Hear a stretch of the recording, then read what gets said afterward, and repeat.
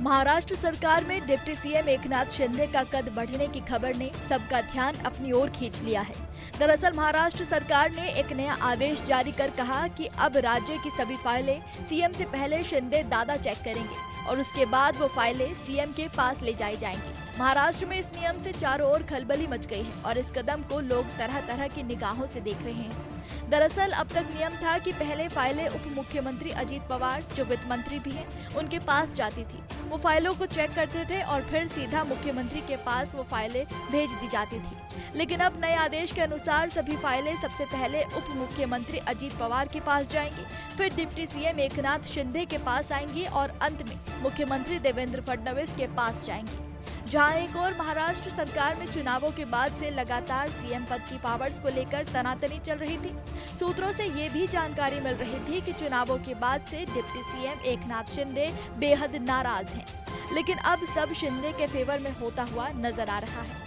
फाइलों को लेकर उठाया गया ये कदम एकनाथ शिंदे की बड़ी उपलब्धि माना जा रहा है।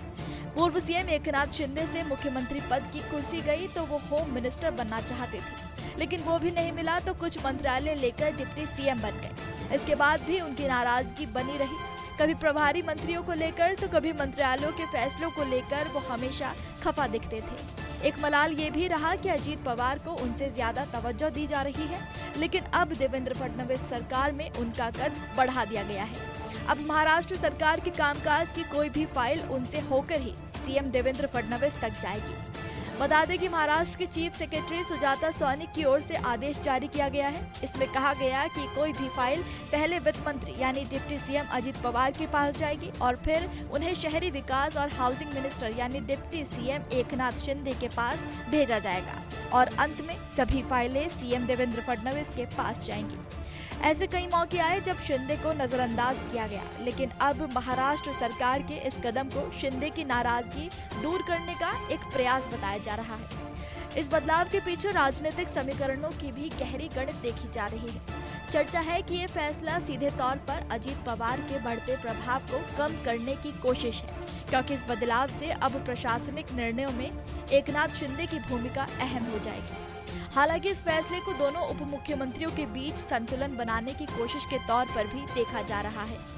इस तरह एकनाथ शिंदे के कद का पूरा ख्याल रखा गया है और वो एक तरह से अजीत पवार से सीनियर होंगे।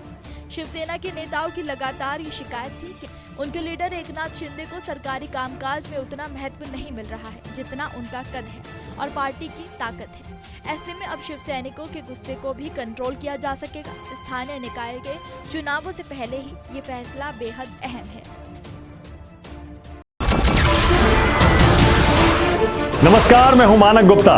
अगर आपको हमारा ये वीडियो पसंद आया हो तो इसे लाइक और शेयर जरूर करें और हाँ, हमें सब्सक्राइब और फॉलो करना ना भूलें ताकि आप देश और दुनिया की कोई खबर मिस ना करें। तो जुड़े रहिए हमारे साथ और देखते रहिए News 24।